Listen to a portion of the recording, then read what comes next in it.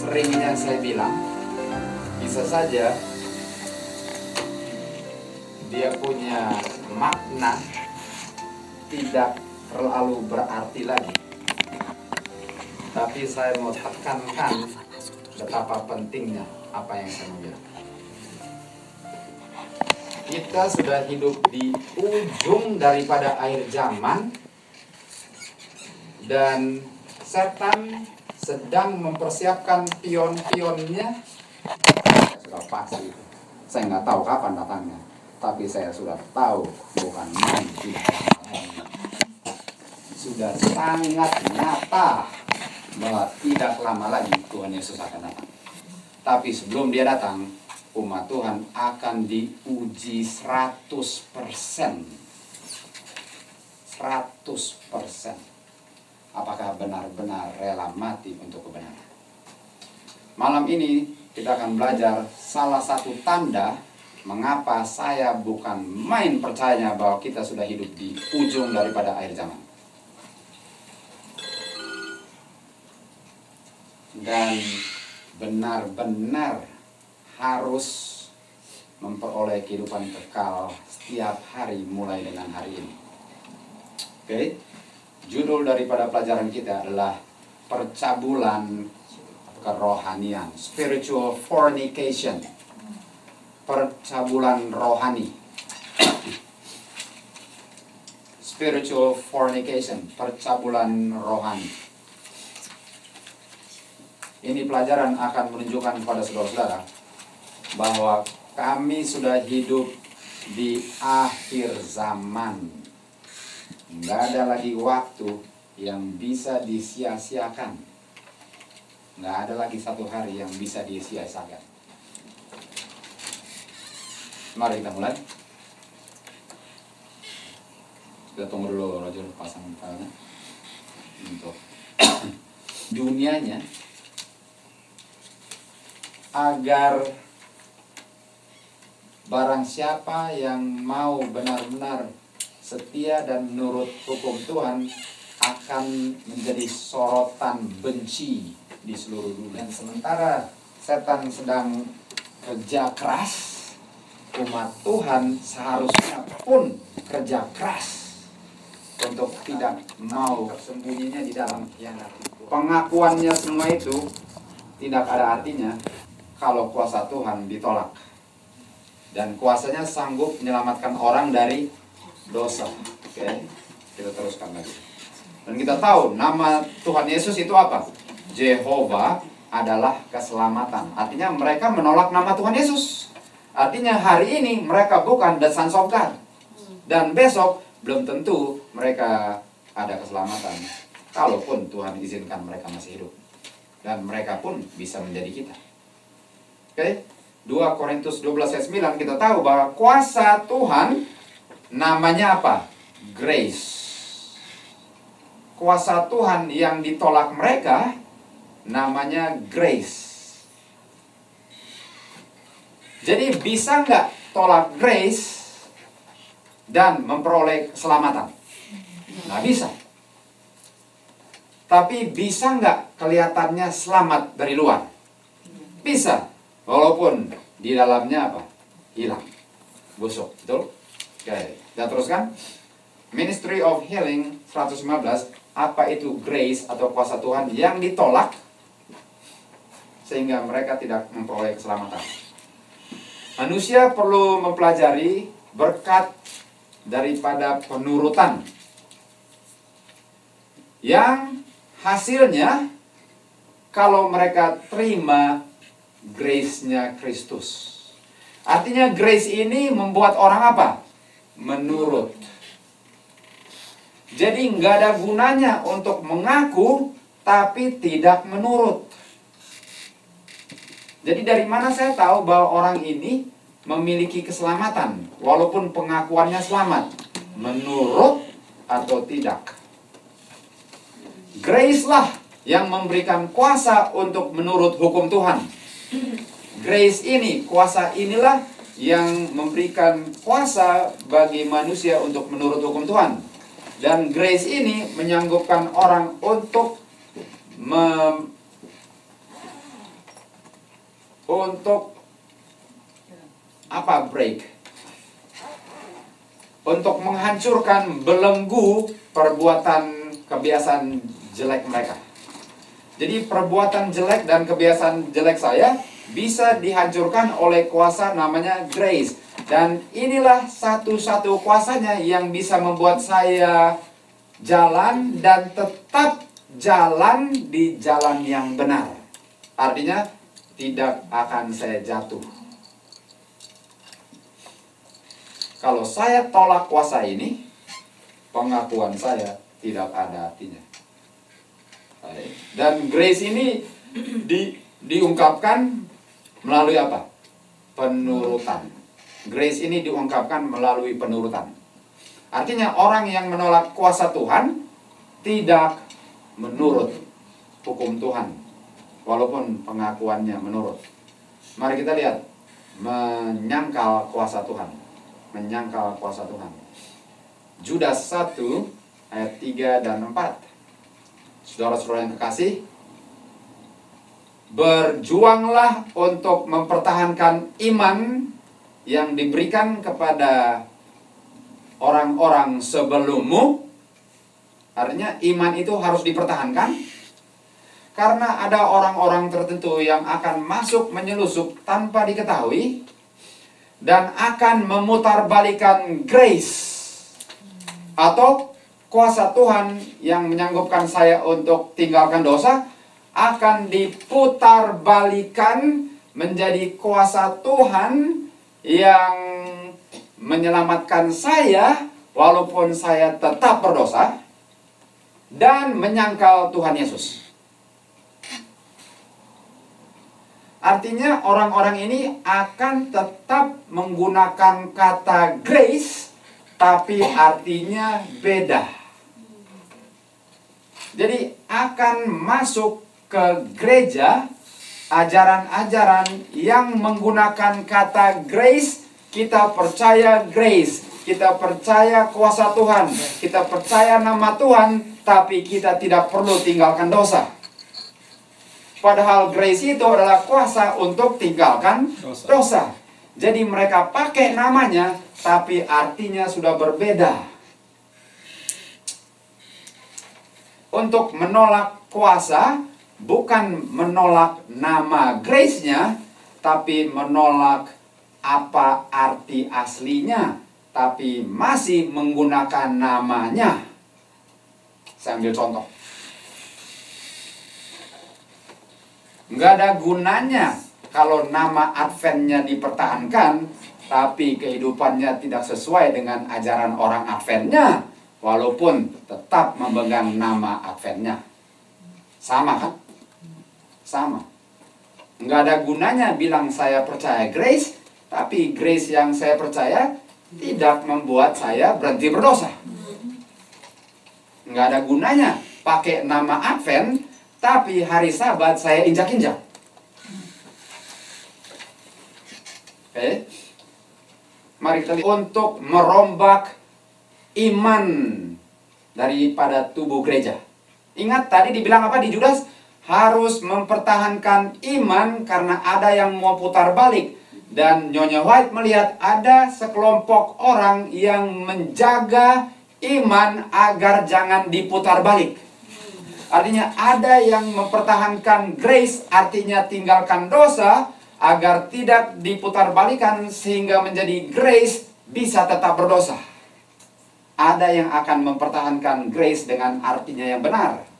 Tuhan melihat dengan mereka, dengan setuju dia melihat mereka. Nyonya White berkata, dia ditunjukkan 3 langkah. Yaitu malaikat pertama, malaikat kedua, dan malaikat ketiga.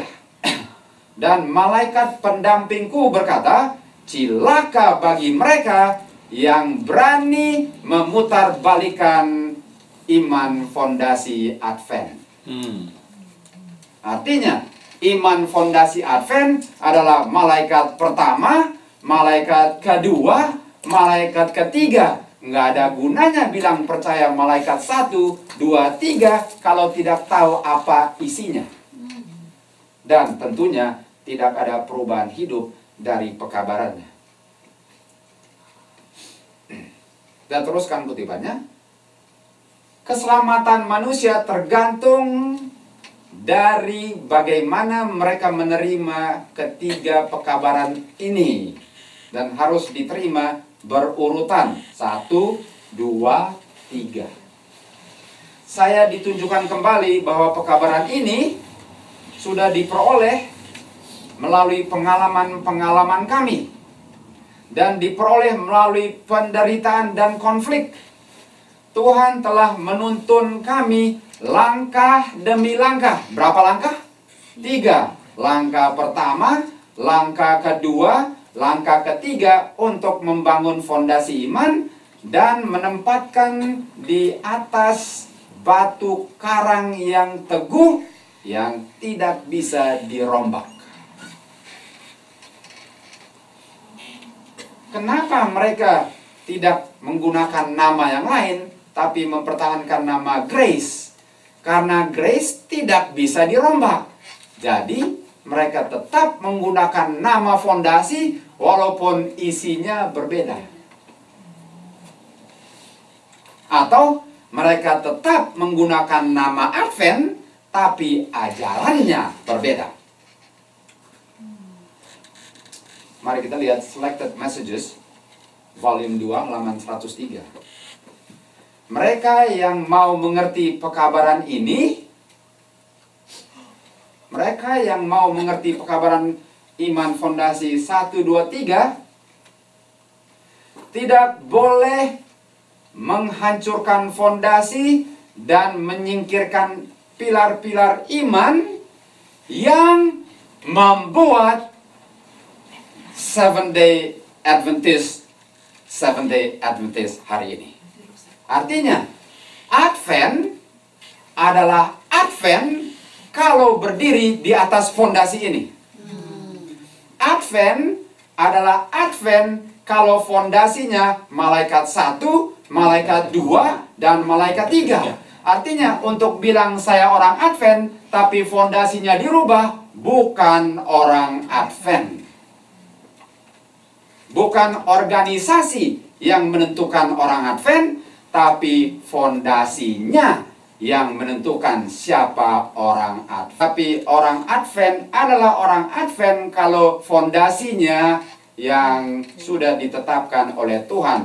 Malaikat 1, 2, 3.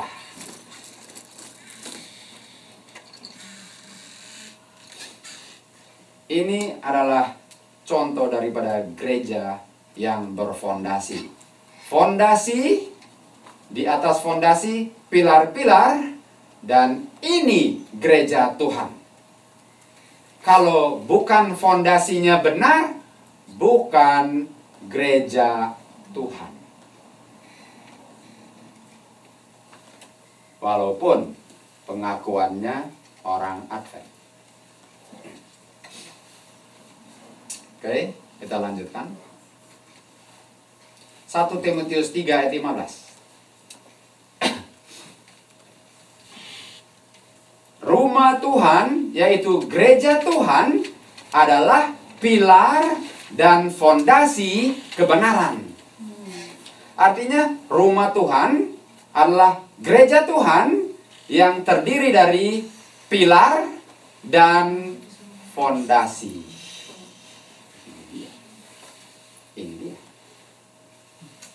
Ini dia. Dan fondasi Advent apa? 1, 2, 3. Itu fondasi Advent. Dan fondasi Tuhan adalah apa? Gospel. Everlasting gospel. Gospel itu apa? Grace. Grace itu apa? Kuasa. Kuasa itu apa? Tinggalkan dosa. Barang siapa mengajarkan bahwa kita tidak bisa berhenti berdoa, yang mau menghancurkan fondasi yang Tuhan telah bangun sendiri. Siapa yang bangun fondasi Advent? Tuhan. Saya telah diberikan instruksi untuk mereka yang mau menghancurkan fondasi Tuhan yang dirikan, agar mereka jangan diterima menjadi guru-guru dan pemimpin umatnya.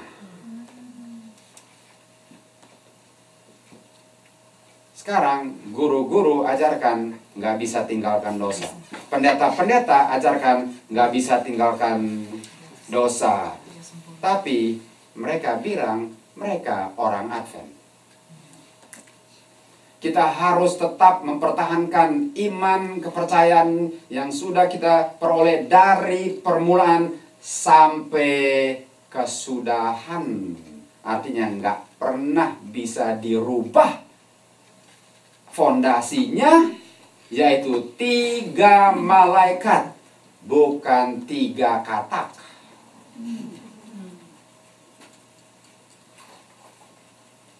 Battle Creek Letters 81. Ingat pilar-pilar dirubah kan? Musuh atau setan. Setan berusaha untuk mengadakan satu reformasi di gereja Advent. Siapa yang mau hadir? Siapa pembicaranya? Agen setan. Nggak apa-apa. Toh di gereja Advent. Dan seandainya reformasi ini terjadi, doktrin-doktrin harus dibuang yang selama ini telah menjadi pilar gereja Advent. Dan gereja Advent punya fondasi akan direorganisasi. Bukan lagi menjadi gereja Tuhan, tapi orang-orangnya masih mengaku menjadi orang Advent, tapi penuh dengan percetakan dosa di dalamnya. Ingat 2 Timotius 3 ayat 1-5, mengaku tapi di dalamnya semua penuh dengan cemar dosa. Bukan berarti kita sudah luput, tapi kita mau tinggalkan. Beda dengan saya mau tinggalkan, dengan saya nggak bisa tinggalkan.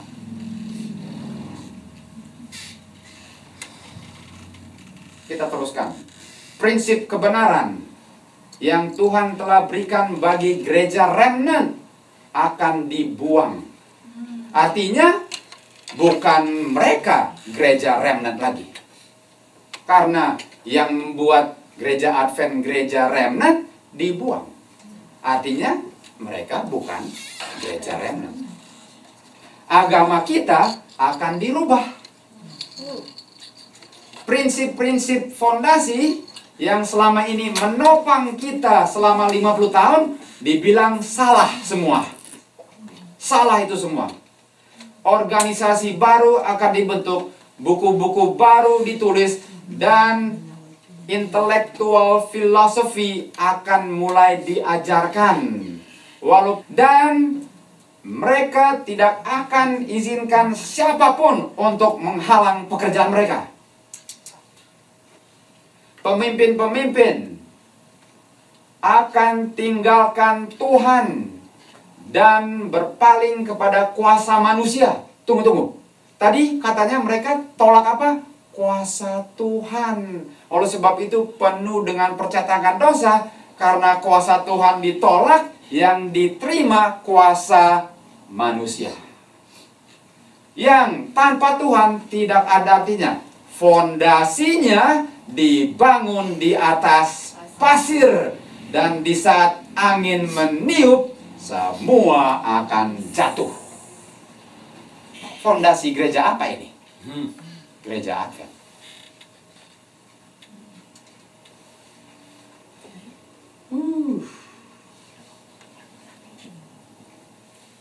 Galati 1 ayat 6 dan 7.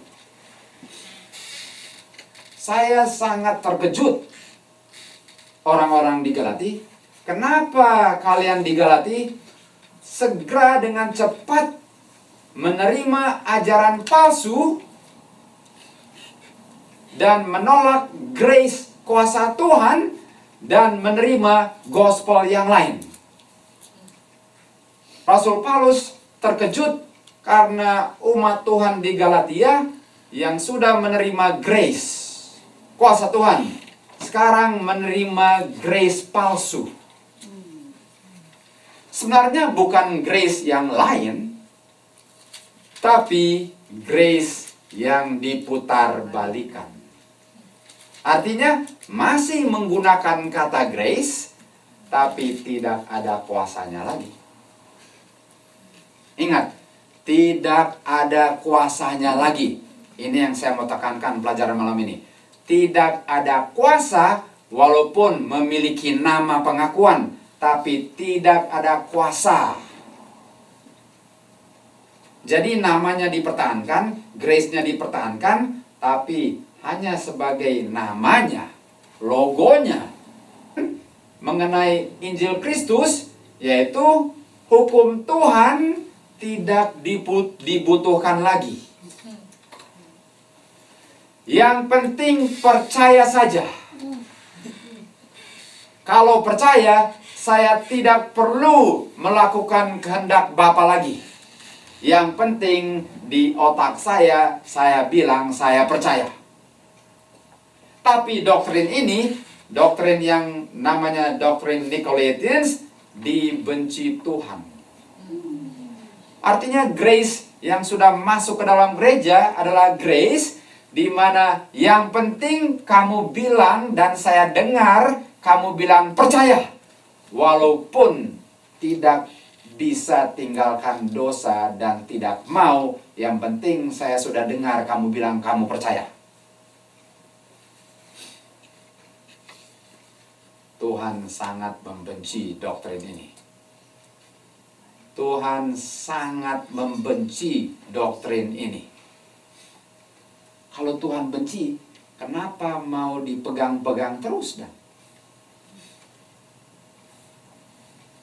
Review and Herald, Jun 10, 1890. Kita sedang hidup di akhir zaman. Dan Tuhan telah berkata bahwa banyak guru-guru palsu akan bangkit di kalangan di dunia ini. Dan akan menipu banyak orang dengan doktrin palsu mereka. Bagaimana kita bisa tahu perbedaan antara yang benar dengan yang salah? Betul? Dari mana saya tahu bahwa ajaran orang ini benar atau salah? Kamu akan tahu dari buah-buah mereka. Apakah mereka mengajarkan bahwa kamu harus menurut hukum Tuhan? Atau mereka ajarkan nggak bisa menurut hukum Tuhan adalah buah-buah mereka?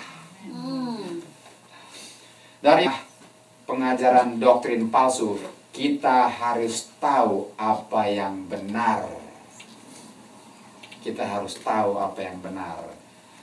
Nggak peduli pengakuan dia, apakah dia percaya dan dia hidupkan bahwa dia mau dan sedang bekerja untuk meninggalkan dosa, atau dia bilang tidak bisa. Waktu dia bilang tidak bisa dan tidak mau, karena nggak bisa, itu pengajar palsu. 1 Korintus 6 ayat 9 sampai 11. Mari kita lihat bahwa kita di akhir zaman sekarang. Tidakkah engkau mengetahui bahwa orang yang tidak benar tidak akan memperoleh kehidupan atau kerajaan surga? Betul? Orang yang berdosa terus tidak akan masuk kerajaan surga, betul? Jangan tertipu. Orang yang bercabul tidak akan. Orang penyembah berhala tidak akan. Orang yang berselingkuh tidak akan. Lalu effeminate dan bahasa Grekanya malakos. Dan malakos adalah homoseksual pun tidak akan masuk surga. Dan orang yang abuse diri mereka sendiri. Saya nggak akan bilang persis apa itu, tapi tahu nggak apa itu? Oke? Lain kali lah kita akan bicara tentang itu. Orang yang abuse diri mereka sendiri tidak akan masuk surga. Pencuri tidak akan masuk surga. Covet 10, hukum 10 tidak masuk surga. Pemabuk tidak akan masuk surga. Cari-cari hal tidak masuk surga. Menggunakan uang tidak benar tidak masuk surga. Tapi saudara-saudara, Dulu kamu memang demikian, tapi tidak lagi. Artinya, kalau orang homoseksual, dia bisa disembuhkan dengan kuasa Tuhan. Karena dulu kamu homoseksual, sekarang kamu sudah pulih. Artinya, kalau orang homoseksual, apakah itu dosa? Dosa. Dan kalau dosa bisa disembuhkan? Bisa. Oke. Sekarang kita masuk, kita punya pelajaran. Mari kita lihat summary. Sekali lagi, saudara-saudara, kita sudah hidup di akhir zaman. Untuk menyangkal kuasa Injil, kuasa Tuhan, ialah untuk nggak bisa berhenti melanggar hukum Tuhan. Itu kan? Orang yang menyangkal kuasa Tuhan tidak akan bisa berhenti melanggar hukum Tuhan, betul? Betul. Apalagi untuk menjadi seorang homoseksual, orang itu berdosa, betul? Untuk menyangkal kuasa Tuhan, untuk menyangkal kuasa Tuhan yang bisa membuat dia untuk tinggalkan kebiasaan atau karakter homoseksualnya, kalau dia menyangkal kuasa Tuhan, dia akan mengaku bahwa dia nggak bisa untuk tidak menjadi homoseksual, betul? Untuk menyangkal hukum Tuhan, dia bilang saya nggak bisa untuk tidak menjadi homo. Artinya, saya akan menjadi homo sampai Tuhan Yesus datang. Apa bedanya dengan orang yang bilang, saya nggak bisa berhenti berdosa sampai Tuhan Yesus datang? Dengan orang homoseksual bilang, saya pun nggak bisa dirubah. Apa bedanya? Sama. Oh. Kita teruskan. Kuasa untuk tinggalkan dosa adalah kuasa untuk merubah homoseksual. Sama. Untuk menyangkal kuasa Tuhan adalah untuk menerima pengakuan homoseksual bahwa dia tidak bisa berubah. Betul? Untuk menyangkal kuasa Tuhan, saya harus menerima seorang homoseksual ke dalam gereja saya. Dan saya tidak perlu harap dia berubah. Kalau saya menyangkal kuasa Tuhan, saya harus terima homoseksual berbakti dengan saya dan saya tidak bisa harapkan dia berubah. Sebagaimana dia pun tidak mengharapkan saya untuk tinggalkan dosa. Sampai Tuhan Yesus datang. Sudah lihat lumpur kita sedalam mana? Sudah lihat lumpur gereja sedalam mana kalau belum sampai di hidung? Mari kita lihat pelaku firman Tuhan. Kita akan balik lagi ke topik itu nanti. Pelaku firman Tuhan mau tunjukkan bahwa kita sedang hidup di zaman Sodom dan Gomora. Pelaku firman Tuhan atau penurut firman Tuhan, betul? Dan penurut itu adalah buah-buah kuasa Tuhan yang tidak kelihatan, betul? Kalau saya menurut percaya akan kuasa Tuhan, saya akan menunjukkan buah perbuatan atau buah penurutan, betul? Kalau saya menolak kuasa Tuhan, saya tidak akan menurut atau berbuat firman Tuhan. Mari kita lihat di Matius 7 ayat kesayangan Present Truth, dan saya tahu Gesa suka ayat ini. Oleh sebab itu, dari buah-buah penurutan engkau akan mengenal mereka. Bukan dari pengakuan daun mereka, dari perbuatan mereka engkau akan mengenal mereka. Tidak semua orang yang mengatakan Tuhan, Tuhan akan masuk kerajaan surga, tapi dia yang melakukan kehendak Bapa di surga. Ayat 23. Barang siapa mengaku namaku tanpa melakukan kehendakku, aku akan mengatakan, aku tidak mengenalmu. Segampang itu. Tuhan yang namanya grace. Dan grace itu diungkapkan dalam penurutan, bukan dalam pelanggaran hukum Tuhan. Kita teruskan. Ayat 24 dan 26. Barang siapa mendengar dan melakukan, karena dia punya fondasi, malaikat. 1, 2, 3. Barang siapa dengar, tidak melakukan, fondasi pasir atau katak. 1, 2, dan 3. Cuma itu saja definisinya. Menurut atau tidak. Tidak menurut, fondasinya salah. Menurut, namun sekalipun pengakuannya, kita tahu fondasinya.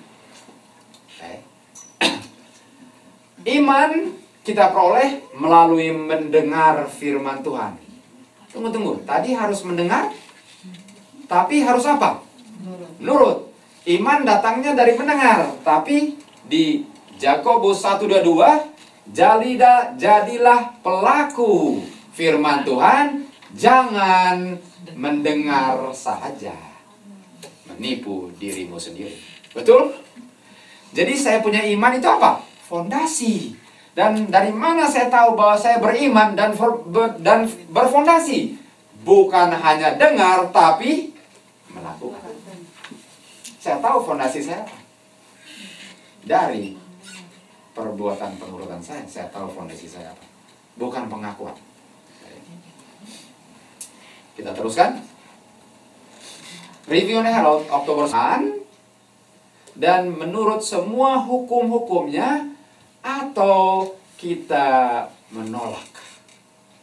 Jadi kenapa Tuhan izinkan saya hidup sekarang? Untuk menunjuk kalau saya terima kuasanya atau tolak kuasanya. Apakah dibilang selamat itu tergantung nama organisasi atau penurutan? Dia bilang, saya kasih kamu nyawa hidup hari ini supaya kamu bisa buktikan kalau kamu menurut atau melanggar. Itu saja. Dan kamu melanggar, saya akan kasih amaran. Kamu bisa menurut. Nggak bisa menurut. Nggak bisa menurut. Kenapa saya mau izinkan kamu hidup terus? Kalau kamu menyia-nyiakan kehidupan kamu. Terus. Dan akan membuktikan bahwa mereka tidak layak untuk memperoleh kehidupan yang kekal. Mereka yang melakukan firman Tuhan, namanya tercatat di buku kehidupan. Tapi mereka yang tidak mau menurut firman atau hukum Tuhan, mereka tercatat di dalam nama-nama orang yang binasa. Siapa yang selamat? Yang menurut. Siapa yang hilang? Yang melanggar. Titik. Itu keselamatan kita. Menurut, menolak. Bukan nama, bukan logo, bukan organisasi, bukan apa. Menurut atau tidak. Itu keselamatan saya. Cuma itu yang menentukan. Ya betul, kita harus menjadi orang Advent yang sungguh-sungguh. Karena orang Advent yang sungguh-sungguh adalah contoh orang-orang di dunia yang menurut. Tapi namanya tidak menjamin, penurutannya yang menjamin. Percaya apa? Grace. Kenapa tidak menurut? Artinya apa? Tidak percaya. Makanya pengakuannya besar, tapi percetakan dosanya apa? Lebih besar dari pengakuannya. Itu 2 Timotius 3, 1-5. Percetakan dosanya sangat pesat. Sementara pengakuannya pun pesat di luar. Desire of Ages 2:32. Mari kita lihat. Sementara terang kehidupan Tuhan Yesus ditolak oleh pemimpin agama di zaman Kristus, terang itu pun telah ditolak di setiap generasi seterusnya. Berulang-ulang kali sejarah Tuhan Yesus menarik dirinya keluar dari Yudea diulang. Mari kita dengar. Ingat, untuk menjadi umat Tuhan harus menurut, betul? Oke. Tuhan menyingkirkan dirinya dari gereja pilihannya. Tuhan tinggalkan gereja pilihannya. Tuhan meninggalkan gereja yang dipilih di Bukit Sinai, dia tinggalkan. Kenapa? Karena mereka menolak dia. Karena mereka menolak kuasa dia. Sementara mereka mempertahankan pengakuan nama mereka. Tuhan sendiri tinggalkan mereka. Apalagi pengikut-pengikutnya. Kita teruskan kutipan yang sama. Orang-orang reformasi, Martin Luther, mengajarkan firman Tuhan. Mereka tidak ada pikiran untuk berpisah dari gereja. Enggak. Martin Luther tidak ada keinginan untuk tinggalkan gereja. Tapi karena pemimpin agama tidak mau toleransi terang, dan yang mengabarkannya terpaksa mencari kelompok yang di zaman kita, akhir zaman, hanya sedikit yang mengikuti spirit roh reformasi. Hanya sedikit yang mendengar suara Tuhan dan siap untuk menerima perintah Tuhan. Seringkali mereka yang mau mengikuti jejak reformasi pun terpaksa harus meninggalkan gereja yang mereka cintai. Agar mereka bisa mengajar firman Tuhan yang benar. Artinya mereka dilarang mengajarkan yang benar di dalam gereja. Artinya kalau saya mau mengajarkan yang benar, saya harus tinggalkan gereja yang melarang saya mengajarkan yang benar. Oleh sebab itu Tuhan tinggalkan, Reformers pun tinggalkan gerejanya. Agar mereka bisa mengajarkan firman yang benar, dan seringkali orang yang mencari terang pun harus tinggalkan gereja orang tua mereka. Orang yang cari kebenaran pun harus tinggalkan gereja orang tua mereka. Kenapa? Supaya mereka bisa menurut Tuhan. Artinya di dalam gereja mereka tidak bisa menurut Tuhan. Dan kalau tidak menurut, pasti binasa. Artinya tidak ada keselamatan di dalam gereja. Jelas sekali? Bukan main. Siapa yang pertama tinggalkan? Tuhan Yesus sendiri tinggalkan gereja pilihannya. Karena tolak kuasanya. Kuasanya ditolak. Karena saya harus berhenti berdosa. Saya harus... Padahal itulah keselamatan. Tapi masih menggunakan nama. Betul? Masih pakai nama. 1 Tesalonika 4 ayat 3. Oke. Inilah kehendak Bapa. Apa? Supaya engkau menjadi kudus. Atau mendengar dan melakukan. Lalu dibilang apa? Jauhkan diri. Atau keluar dari percabulan. Atau mendengar tapi tidak melakukan. Untuk mendengar dan tidak melakukan, apa namanya? Percabulan. Judul khotbah ini apa? Spiritual fornication. Mari kita masuk. Apa itu spiritual fornication? Dan apakah gereja sudah bercabul? Oke. Saya akan buktikan saudara-saudara bahwa kita sudah di ujung daripada ujungnya akhir zaman. Mari kita belajar daripada Efraim.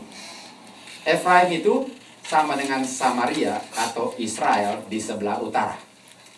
Sementara Juda di sebelah selatan, Efraim atau Samaria atau Israel di sebelah utara. Jadi kalau ngomong Efraim, itu ngomong Samaria, utara atau Israel. Oke? Setelah berpisah Jeroboam dengan Rehoboam. Oke. Hosea 4 ayat 17. Efraim telah bergabung dengan berhala-berhala atau ini perintah Tuhan. Mari kita lihat review and Herald. Apa itu Efraim? Atau Samaria? Atau Israel? Dan engkau Kapernaum. Dan Kapernaum itu siapa? Advent. Dan engkau Kapernaum, Seventh Day Adventist, yang sudah menerima banyak terang, yang sudah ditinggikan menurut pengetahuan, akan dibawa turun ke neraka. Jika pekerjaanmu tidak ditunjukkan di dalam kau. Artinya, sesuai dengan terang yang sudah terima, kalau tidak ada buahnya, akan dimasukkan ke dalam neraka gereja Advent. Dan seandainya pekerjaan yang dilakukan di Sodom dan Gomora itu seandainya pekerjaan yang dilakukan di gereja Advent dilakukan di Sodom dan Gomora, Sodom dan Gomora tidak akan dibinasakan. Seandainya pekabaran yang dikabarkan gereja Advent itu dikabarkannya di Sodom dan Gomora, Sodom dan Gomora itu tidak akan dibinasakan. Dan lebih baik untuk menjadi Sodom dan Gomora di hari penghakiman daripada menjadi orang Advent di hari penghakiman. Jadi orang Advent paling benci kalau dibilang Babylon. Orang bilang, aku akan berbicara kepadamu. Setiap hari nabi-nabi berbicara kepadamu, engkau tidak mau dengar. Aku memanggilmu, engkau tidak menjawab. Oleh sebab itu, apa yang aku akan lakukan kepada engkau?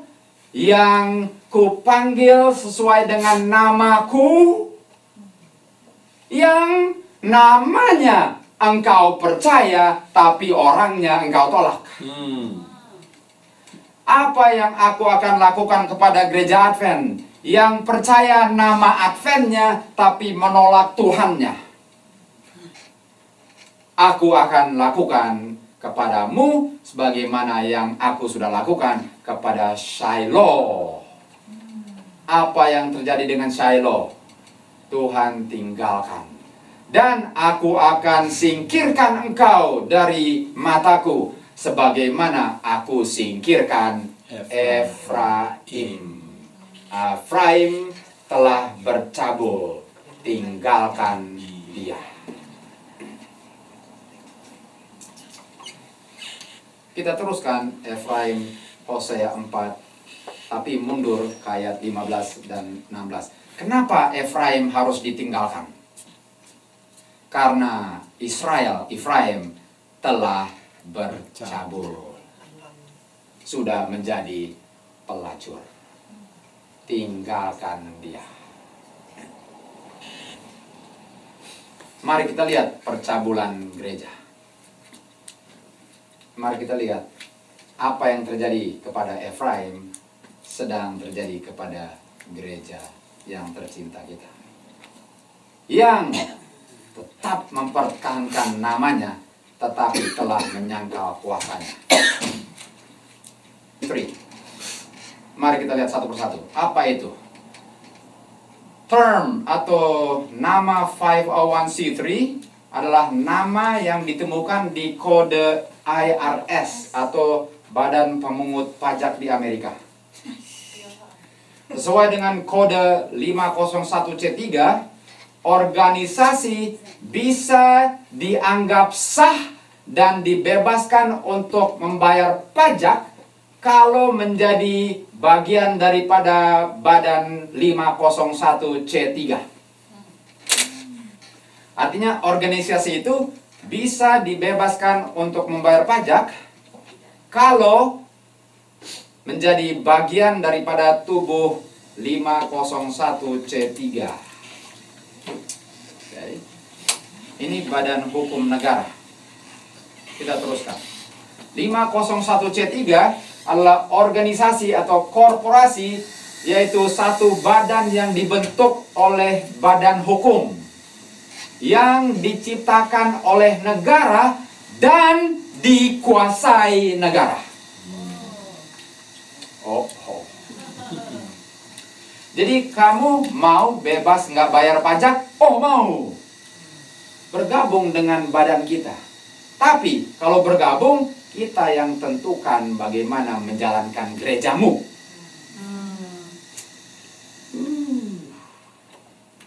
Terus, jadi ini adalah satu seperti orang atau badan yang tidak ada hak sebenarnya. Karena semua hak asasinya telah diberikan kepada badan negara, dan kembalinya dia sekarang mendapat satu privileges, satu keistimewaan. Yaitu keistimewaannya dia dianggap dan dia dibebaskan untuk tidak membayar pajak. Dan ada kesempatan-kesempatan, yaitu kalau dia kirim surat-surat, dia bisa kirim banyak-banyak dengan nama organisasi, dan dia tidak perlu bayar, dan bisa untuk advertising, dan ini badan ini dikuasai negara.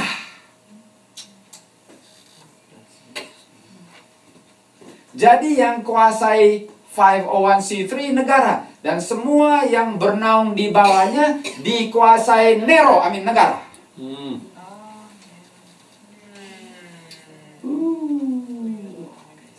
Ini mulainya sudah ada di zaman Roma.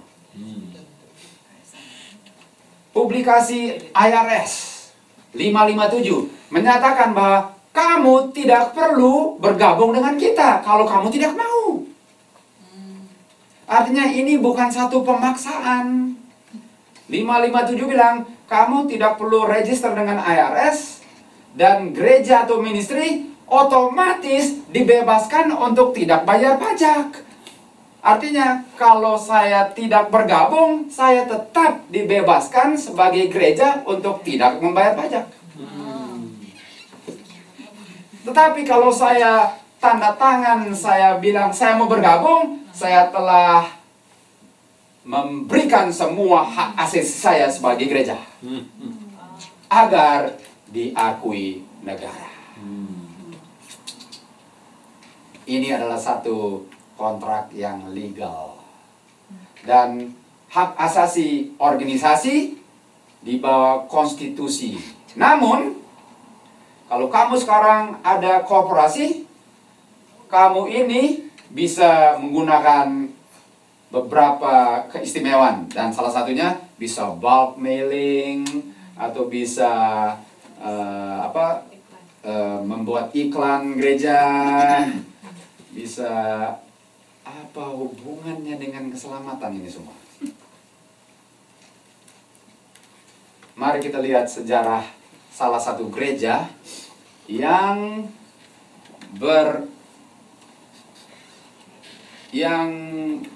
mendaftarkan diri di bawah 501c3. Ini gereja adalah gereja baptis di Nebraska.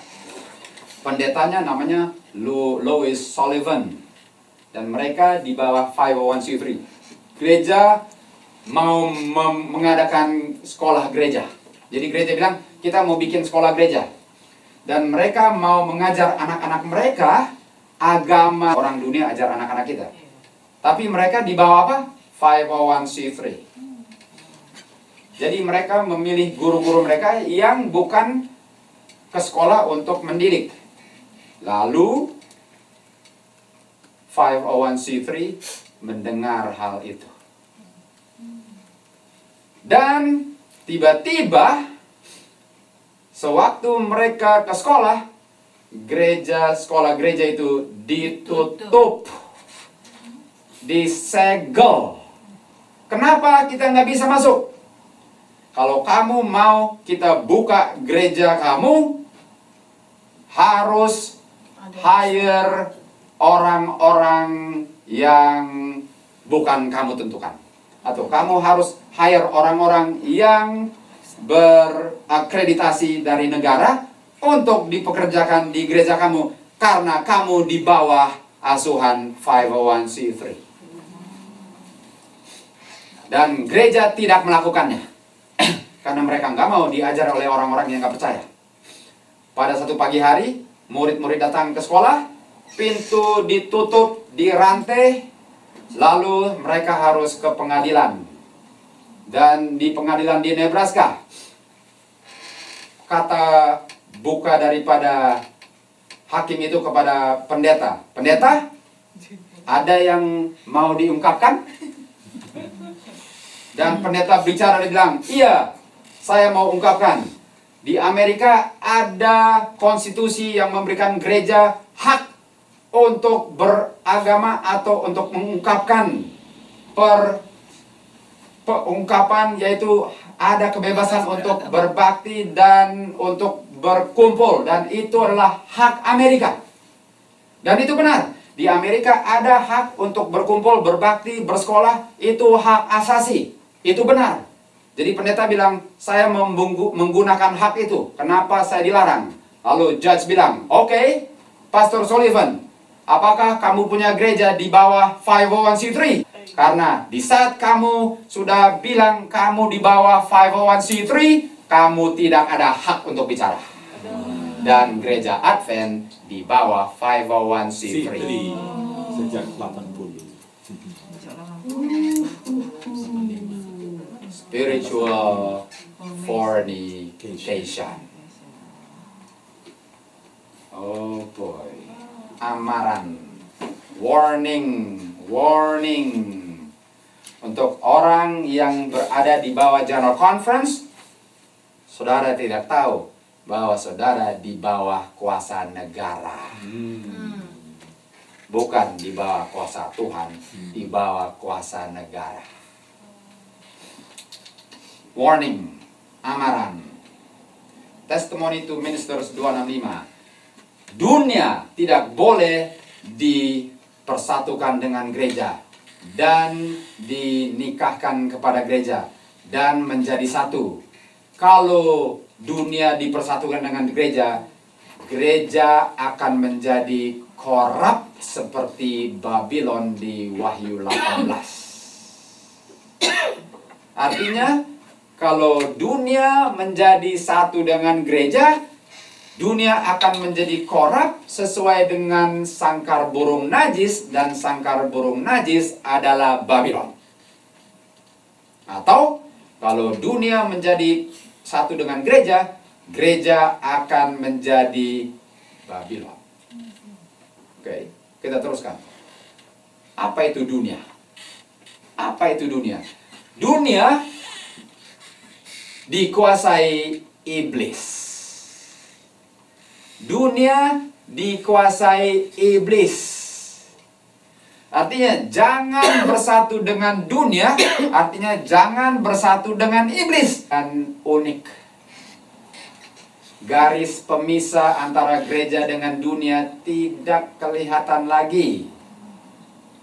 Dan gereja telah merendahkan standarnya dan bersatu dengan dunia. Dan setiap hari gereja menjadi satu dengan iblis. Setiap hari gereja bercabul dengan iblis. Review and Herald, Agustus 20, 1903. Pekabaran Laodikia ditujukan khususnya untuk umat Tuhan hari ini.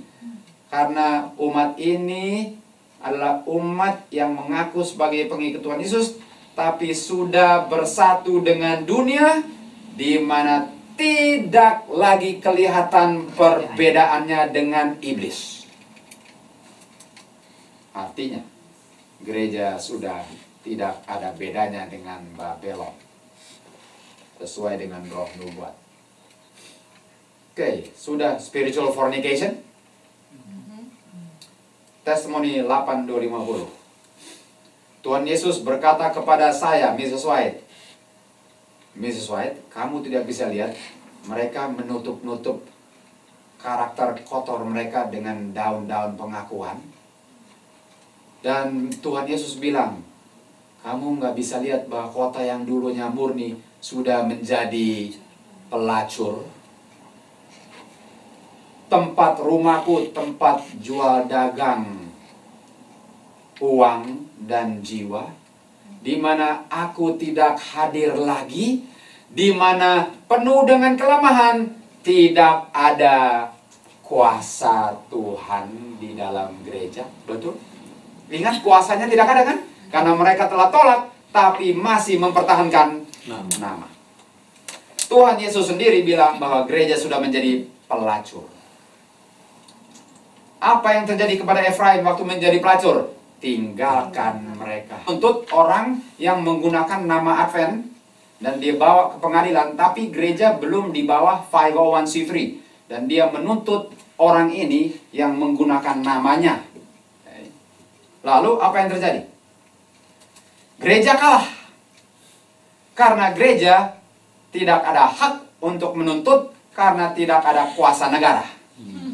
Jadi gereja bilang, saya sue kamu karena pakai nama Advent. Tapi di bawah pengadilan, gereja kalah karena gereja tidak ada hak untuk menuntut karena dia tidak di bawah 501c3. Jadi gereja pikir, oh, kalau begitu caranya, saya tahu bagaimana untuk sue dia lain kali. Dan hasilnya, gereja sekarang bergabung menjadi badan korporasi di bawah 501c3 code. Dan setelah itu, dia sue orang yang sama. Dan orang yang sama sekarang kalah. Ada seorang pastor di Florida, independen, namanya Rafael Perez. Dia yang disue dan kalah.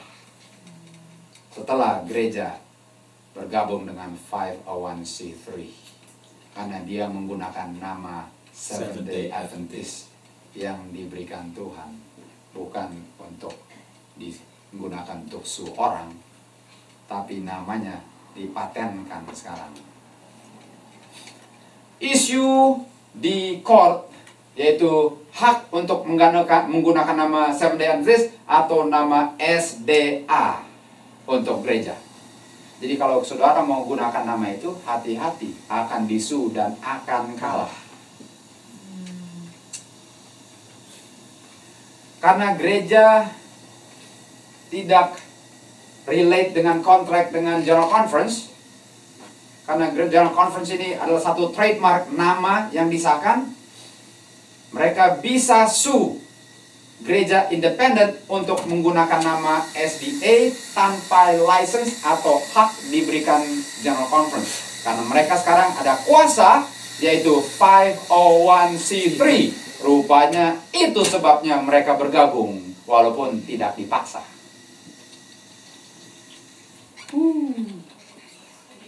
Ngeri.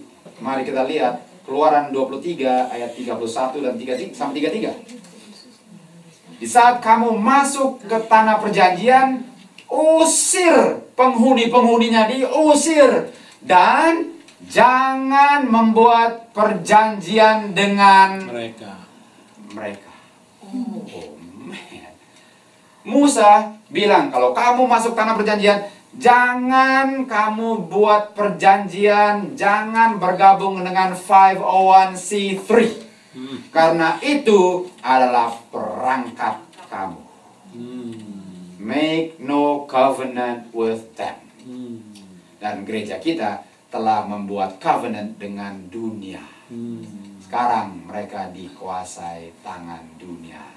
Tapi yang penting bisa pegang namanya.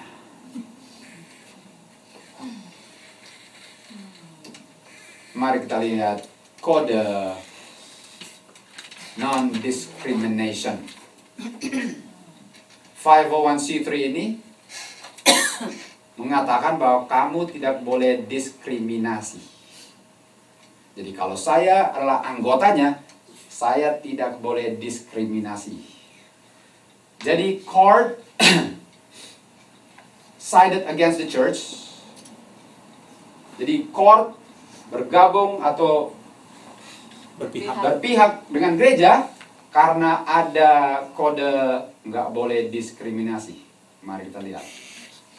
Oleh sebab itu, kalau ada kelompok homoseksual di California, mereka berhak untuk berbakti dan memanggil mereka orang Advent karena gereja tidak bisa. Non-discrimination go.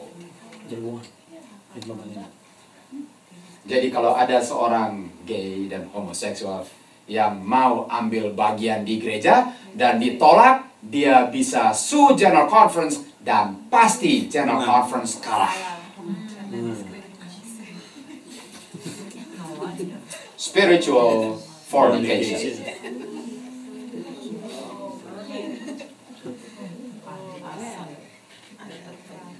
Cerita, ada homoseksual couple yang mau order kue untuk pernikahan mereka, dan bakery-nya, pembuat kuenya kebetulan orang Kristen, dan dia bilang, saya nggak mau bikin kue karena saya tidak setuju kamu.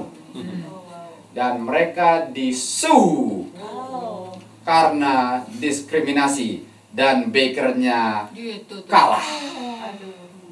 Harus kamu bikin kue untuk homoseksual, setuju atau enggak, karena ini mandat negara. Ada seorang fotografer yang bilang, boleh foto kita homoseksual? Dia bilang, tidak. Dan dia pun disue karena tidak mau foto orang homoseksual. Gereja Advent di bawah 501c3. Jangan heran kalau homoseksual akan merajalela di gereja Advent satu kali kelak. And there's nothing that the church can do. Nothing. Desire of Ages. Apa yang terjadi di sini? Apa yang terjadi?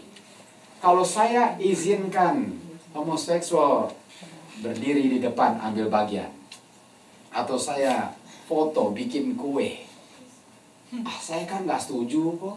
Saya kan nggak setuju kan? Saya bikin lah, tapi saya nggak setuju, betul? Oke, mari kita lihat kutipan Desire of Ages halaman 152.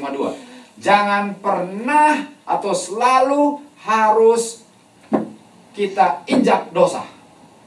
Dosa nggak bisa diizinkan untuk melakukan kehendaknya.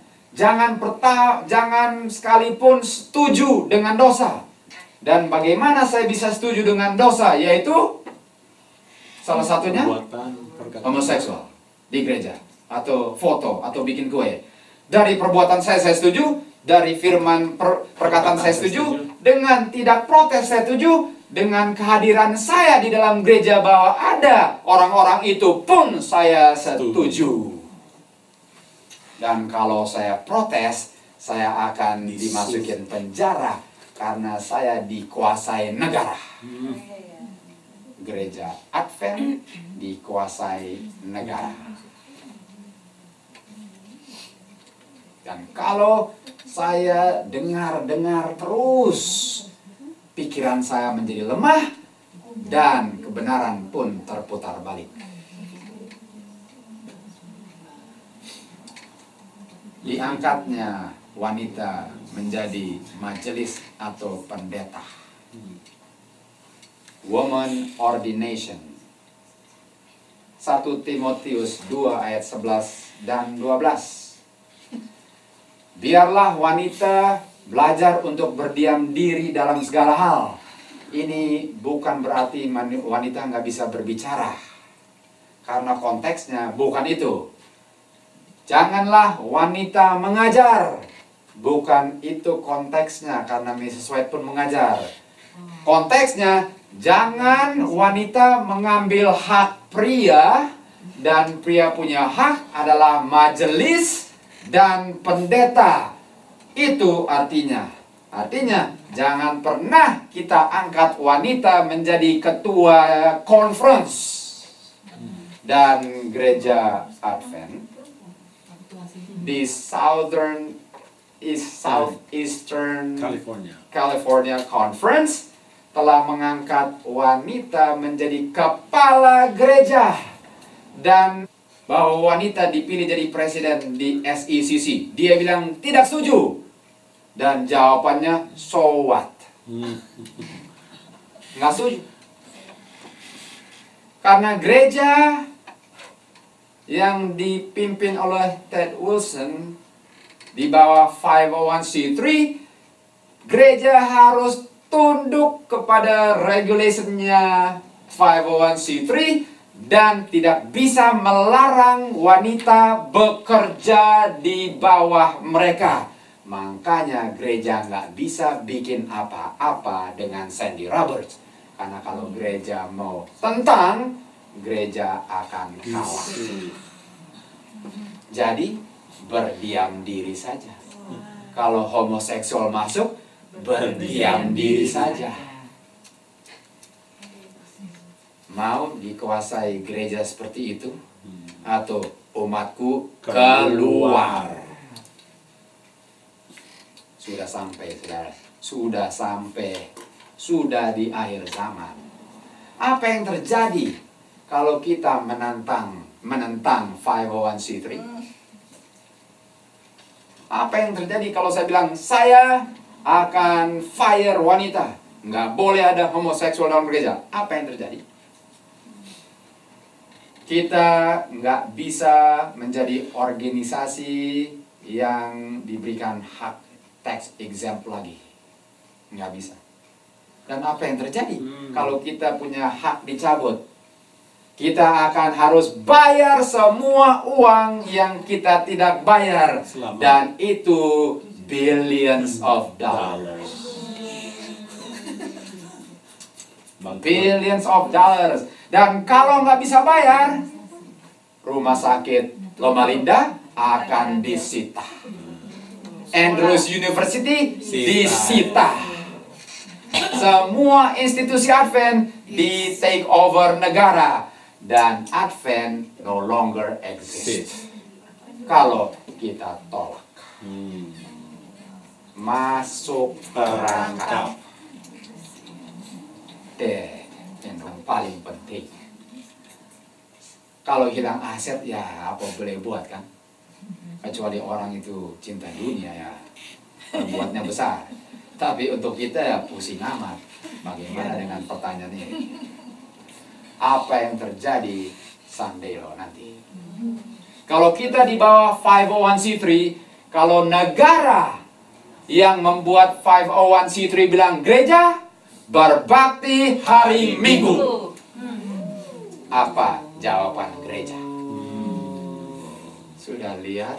Terjebak. Mati semua umat Tuhan. Sudah lihat? Sudah lihat kalau negara bilang hari Minggu. Hari Minggu. Dan yang bikin 501c3, yang bikin Sandelo. Hari Minggu Advent, hari Minggu. Tunggu tanggal main. Apa jawaban gereja? Ada dua pilihan. Paling kurang ada pilihan kan?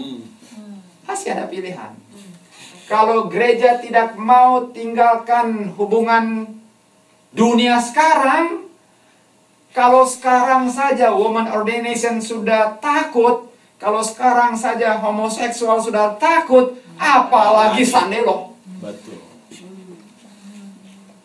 Kalau sekarang takut hilang Loma Linda, padahal nanti hilang nyawa. Apa yang terjadi? Kalau lari kejar orang sudah kecapean, kalau woman ordination sudah pusing, apalagi yang dikejar kuda, apalagi kalau Sandelo. Kalau damai kewalahan, kalau homoseksual, lihat jawabannya sekarang. Kalau jawabannya sekarang gagal, pasti Sandelo gagal. Dan itulah tujuan gereja kita, neraka. Misalnya sudah bilang, akan dilempar ke neraka. Akan dilempar ke neraka. dan kita sudah diikat mati di bawah gereja, di bawah negara. Itu kenyataan asli. Mari kita lihat. Paling kurang ada dua pilihan. Well, jangan kita bilang nggak ada harapan. Ada dua pilihan. Oke, mari kita lihat pilihan-pilihannya. Pertama, apa yang terjadi dengan General Conference pada saat undang-undang hari Minggu dijalankan? Apa yang terjadi? Pilihan pertama, kita harus berbakti hari Minggu kalau mau mempertahankan 501c3. Pilihan pertama, kita akan semua berbakti hari Minggu. Dan semua yang di bawah, semua anggota gereja Advent harus berbakti hari Minggu kalau di bawah organisasi. Harus. Itu pilihan pertama. Oh, saya nggak mau itu. Well, mana pilihan berikutnya? Oke, mari kita lihat pilihan berikutnya. Pilihan berikut, nggak ada lagi organisasi. Buyar. Itu pilihan berikutnya. Jadi, pilihan bagi saudara dan saya, mau berbakti hari Minggu atau tinggalkan sesuatu yang sudah pasti akan buyar. Atau mau, ini tandanya Tuhan bilang, saya sudah mau datang. Gereja sudah dikuasai dunia. Dunia yang mendikte apa anak-anak kita makan, apa anak-anak kita minum, apa anak-anak kita diajarkan, apa anak-anak kita nonton, kapan. Semuanya ditentukan negara. Dan kalau tolak, kita punya General Conference tenggelam. Jangan jelek-jelekan paus, itu ditentukan 501c3. Makanya mereka nggak bisa bilang paus jelek lagi. Karena kalau dibilang jelek, mereka akan disu.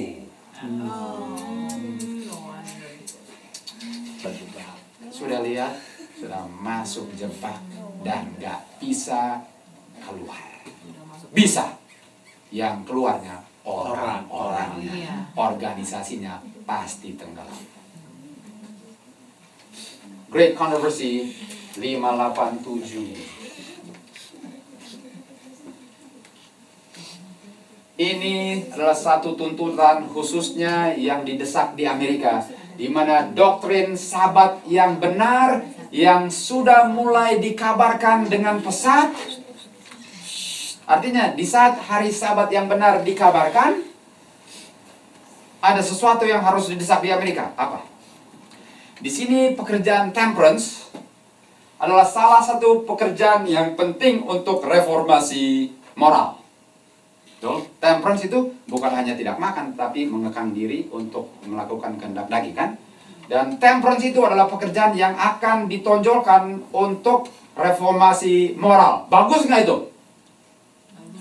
Reformasi moral, temperance bagus nggak? Bagus. Oke, di Amerika akan didesak itu. Bagus? Bagus kedengaran. Dan reformasi moral ini akan digabung dengan gerakan hari Minggu. Jadi kita harus reformasi badan agama. Dan badan agama, siapa yang bikin reformasi? Badan agama di bawah 501c3. Tahu nggak bahwa agama sedang kerjasama dengan badan negara untuk mengadakan reformasi negara. Tapi reformasi negara ini akan didesak dengan mendesak hari Minggunya. Namanya faith-based, yang dipimpin oleh Rick Warren. Oh, ya ampun. Faith-based ini, dia kerjasama dengan Presiden George Bush untuk mengadakan reformasi moral, dan reformasi ini akan dilakukan oleh negara melalui gereja-gereja saluran mereka di seluruh dunia. Artinya mereka akan melakukan reformasi melalui gereja-gereja yang dikuasai negara. Dan gereja-gereja ini akan melakukan pekerjaan baik. Dan salah satu pekerjaan baiknya ialah dia desak penyembahan hari Minggu. Dan pelopor-pelopornya akan mempromosikan ke seluruh penduduk dunia, dan tentu saja Kalau saya tidak mau bergabung, saya akan dibilang saya penentang reformasi. Padahal yang saya tolak hari Minggunya, bukan reformasinya, tapi tolak hari Minggu, tolak reformasi. Jadi saya akan dibilang saya ini keras kepala dan sayalah penyebabnya moralnya merosot di Amerika. Karena saya tidak mau reformasi moral. Habislah orang Advent kalau di bawah 501c3 karena harus terima. Tapi kalau tidak terima akan dianiaya. Siap saudara-saudara? Siap untuk hidup di akhir zaman? Sudah sedekat itu kita saudara-saudara. Dan reformasi ini ialah untuk tinggalkan kebenaran Advent, yaitu terima hari Minggu. Karena di bawah 501c3. Ini reformasinya. Akan ada reformasi gereja Tuhan. Dan reformasinya ialah untuk tinggalkan kebenaran. Di sini dikatakan reformasi akan menerima hari Minggu. Hanya kalau di bawah negara, dan gereja kita sudah di bawah negara. Akhir zaman saudara. Kita hidup di akhir zaman. Review Harold, mari kita buktikan bahwa gereja akan tinggalkan hari Sabat.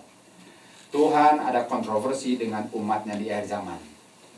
Orang-orang yang bertanggung jawab bekerja menentang pekerjaan Nehemia. Dan mereka akan menganggap remeh hari Sabat. Dan mereka akan menutup-nutup kebenaran orang dari orang akan kebenaran hari Sabat. Di gereja-gereja, di tempat perkumpulan-perkumpulan, di tempat terbuka, pendeta-pendeta akan apa? Mendesak anggotanya apa? Apa ini kata? Necessity. Apa necessity? Kamu harus. Apa necessity? Penting, kamu harus, apa ini? Kamu harus memelihara hari pertama. Kenapa didesak untuk harus? Karena mereka didesak negara. Sekarang anggotanya pun didesak, kamu harus menurut hari Minggu. Karena mereka di bawah 501c. Ini bukan anjuran. Ini desakan untuk harus, untuk tetap berdiri menjadi organisasi. Akhir zaman. Akhir zaman. Sekarang setiap kata penting sekali dalam tulis yang rumah. Pamphlet 117. Ini kata urge kan? Urge, didesak kan? Kata desak. Setiap kata penting. Didesak, urge. Mari kita lihat kata urge. Waktunya sudah tidak lama lagi di mana setiap jiwa akan diuji.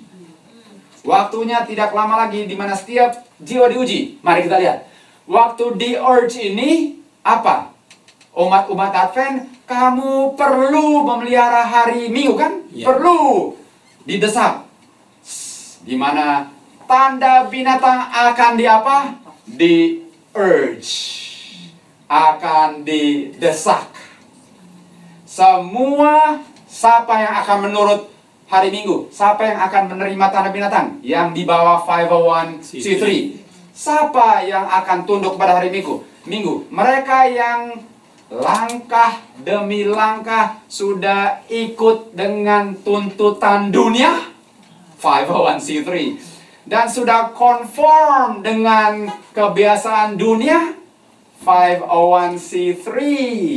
Semua orang yang akan menerima tanda binatang adalah orang yang sudah takluk kepada kuasa dunia, sudah memberikan semua hak kepada dunia. Tidak akan keberatan untuk menerima tanda binatang daripada dimasukkan dalam penjara, diolok-olok, dan dibunuh. Saja karena seluruh badan sudah mau masuk anyway. Pelan-pelan kita akan terima daripada dianiaya. Maranatha 162. Mari kita lihat. Setan bilang, saya akan membuat orang yang berbakti hari ketujuh menjadi tanda tidak setia kepada dunia. Kalau kamu berbakti hari ketujuh, bukan hari pertama, artinya kalau kamu bukan di bawah 501c3, kalau kamu bukan di bawah 501c3, kamu yang berbakti hari Sabat, saya akan bikin kamu menjadi tanda pemberontak. Dan setan bilang, saya akan bikin undang-undang di negara ini sehingga undang-undangnya sangat keras dan dahsyat sehingga nggak berani orang memelihara hari ketujuh. Saking kejamnya, orang ketakutan untuk berbakti hari ketujuh kalau tidak di bawah 501c3. Siapa yang sudah takut dianiaya? Organisasi. Organisasi takut dianiaya. Oleh sebab itu, mereka sudah tunduk di bawah kekuasaan 501c3. Dan kalau kita di luar 501c3, kita menjadi musuh buyutan setan. Dia akan bikin undang-undang sehingga saya akan hidup menderita, menjual nama kita. Berani hidup untuk Tuhan walaupun menjadi musuh buyutan dunia. Seluruh dunia akan membenci saudara. Saudara punya muka akan ditampilkan di TV, CNN, dibilang ini pemberontak, inilah penyebab bencana alam, ini orang-orang kecil, sepanggal, tapi karena mereka lah nggak mau bergabung, karena nggak mau reformasi, mereka penyebabnya, mari kita bunuh mereka semua. Masih mau memelihara hari ketujuh. Kalau satu kampung sudah benci saya sudah gemetar. Apalagi seluruh dunia benci saya. Gereja akan tembus terus. Bukankah mereka bilang, oh biarpun 501c3, gereja akan tembus terus, betul? Gereja akan berlayar sampai lautan kaca. Di bawah 501c3 pun kita akan tembus, betul? Mari kita lihat kalau itu betul. Dan itu betul. Pertanyaannya, siapa dulu gereja? Gereja bukan katedral, bukan yang ditentukan negara, bukan berbagai denominasi. Gereja itu adalah orang-orangnya yang setia kepada Tuhannya. Walaupun cuma 2 atau 3 orang, Tuhan hadir di situ gereja Tuhan. Karena gereja itu tergantung dari kehadiran Tuhan. Dan kalau Tuhan hadir, walaupun cuma 2 atau 3 orang, di situ gereja Tuhan yang tidak akan rubuh. Kalau 501c3 pasti rubuh nggak? Rubuh. Artinya gereja yang akan terus adalah gereja yang tidak bergabung dengan 501c3. Selected messages. Semua yang mengerti pekabaran ini nggak boleh diizinkan untuk merombak fondasi dan menyingkirkan pilar iman. Karena itulah yang membuat Advent. Sekarang itu teguh. Dan prinsip-prinsip itulah yang telah membuat kita menjadi orang Advent. Advent itu tergantung dari apa? Fondasinya. Fondasinya menentukan siapa gerejanya. Mari kita lihat gereja Tuhan di dunia.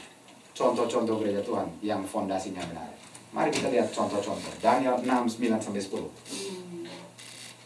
Cerita-cerita kesayangan ini. Oleh sebab itu Raja Darius membuat satu undang-undang dan dia tanda tangani undang-undangnya. Yaitu semua orang dilarang untuk menyembah kecuali menyembah raja. Betul? Apakah akan ada undang-undang nanti seperti itu? Ya. Oke. Dan Daniel mengetahui hal itu sebelum dia pulang ke rumahnya. Daniel tahu bahwa kalau dia tetap berdoa sebagaimana dia selalu berdoa, dia tahu dia akan masuk lubang singa. Dia tahu itu.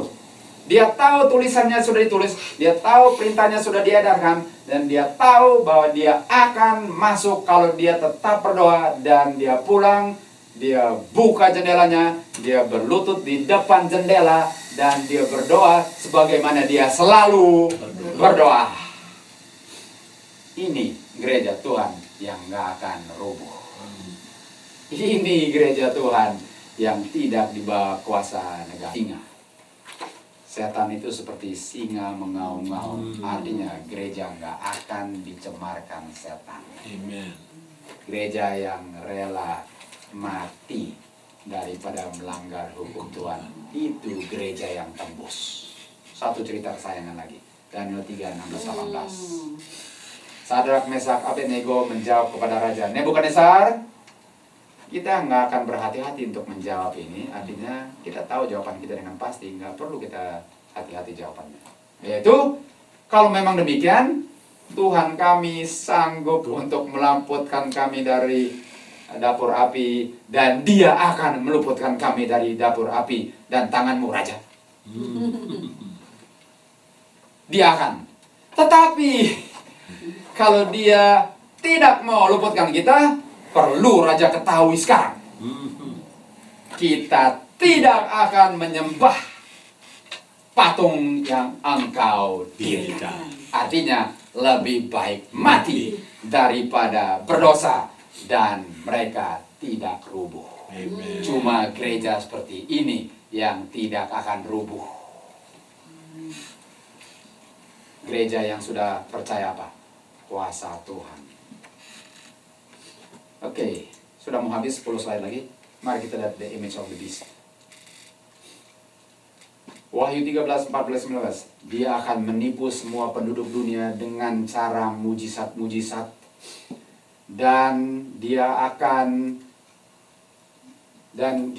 berkata kepada mereka yang berada di dunia untuk membentuk image of the beast ini, yang mati tapi sudah hidup kembali. Dan dia ada apa? Kuasa. Ingat, gereja kehilangan kuasanya. Siapa ini? Artinya kalau ini akan dilakukan, aman nggak kalau di bawah 501c3 ini? Cari mati. Kalau saya di bawah 501c3, harus saya tunduk kepada image of the beast? Mari kita lihat kutipan berikutnya. Apa image of the beast dan bagaimana dibentuknya?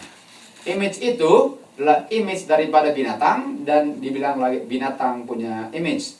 Untuk mengetahui siapa image-nya, kita harus tahu beast-nya, dan beast-nya adalah paus. Okay. Waktu gereja tinggalkan gospel, betul? Dan sekarang menerima kebiasaan duniawi, dia kehilangan apa? Kuasa. Kenapa gereja tolak kuasanya? Karena dia bergabung dengan dunia untuk menerima kuasa dunia. Sekarang dia kehilangan kuasa gospel. Ini dia sebabnya. Waktu dia fornicate dengan dunia, dia menerima kuasa dunia, tapi dia harus tinggalkan kuasa Tuhan. Dan karena dia kehilangan kuasa Tuhan, betul? Dia gunakan kuasa dunia karena kehilangan kuasanya untuk memaksa anggotanya untuk tunduk kepada dia. Karena dia tidak bisa taklukkan mereka dengan gospel yang dia sendiri tidak miliki, dia gunakan kuasa dunia. Dia harus give up kuasa gospel. Supaya Amerika membuat image of the beast, kuasa agama harus menguasai kuasa sipil untuk melakukan kehendaknya. Sudah lihat bahwa kuasa agama sudah diberikan ke dunia ini, dan dunia akan memberikan kuasanya ke gereja untuk digunakan untuk menganiaya umat-umatnya. Sudah lihat kuasanya sudah diberikan ke dunia, dan dunia akan berikan kembali untuk menganiaya yang tidak mau menurut. Sudah, ini dia. Image of the business sedang dibentuk. Kapan saja gereja memperoleh kuasa dunia, dia gunakan untuk menghukum orang-orang yang tidak setuju dengan doktrin. Dengan cara ini, gereja sudah mengikuti Roma. Image of papacy sedang dibentuk di gereja Advent. Urgency. Sebagai penutupan. Apa urgency? Satu desakan. Dalam konteks sudah mau habis waktu. Desakan di mana nggak ada waktu lagi. Sefanya 2:1-3. Berkumpullah, bergabunglah sebelum undang-undang dijalankan, bergabunglah. Kapan? Sebelum undang-undang hari Minggu. Sudah harus cari kebenaran Tuhan dan bersembunyi di dalamnya sebelum undang-undang dijalankan. Sudah harus sembunyi di dalam Kristus. Apa artinya sembunyi dalam Kristus sebelum undang-undang dijalankan? Ini tugas kita sekarang. Untuk sembunyi dalam Kristus, saya harus mati. Sebelum undang-undang hari Minggu, saya harus belajar bagaimana untuk mati. Apa artinya mati? Saya mati yang hidup Kristus, dan saya punya flesh bersembunyi di belakang kuasa Kristus. Sebelum undang-undang hari Minggu. Itu yang kita harus lakukan sekarang. Kita sudah tahu, nggak lama lagi ini terjadi. Nggak lama lagi. Efesus 3:9. Semua orang melihat misteri. Dan misteri ini telah disembunyikan dulu. Artinya telah tersembunyi kan? Misterinya telah tersembunyi. Apa misteri yang tersembunyi? Misteri ini yang tersembunyi ini sekarang diungkapkan. Dan misteri ini adalah apa? Christ in you, kalau mau glory. Oh, itu sudah harus terjadi setiap individual. Dan itulah yang paling penting untuk kita. A more sure word of prophecy. Saudara-saudara, tidak lama lagi. Tidak lama lagi. Banyak cerita yang saya bisa ceritakan apa yang terjadi di dunia sehubungan dengan keadaan gereja. Itu akan diungkapkan lain kali. Tapi saya hanya ungkapkan dari segi ini, bahwa kita punya gereja sudah berselingkuh, dan sekarang saya harus bersembunyi di dalam Kristus. Kita harus tahu itu artinya apa, dan kita praktekkan sebelum undang-undang dijalankan. Harus saya rela mati daripada berdosa. Itu adalah tanda bahwa saya bersembunyi dalam Kristus. Mari kita sama-sama berdoa.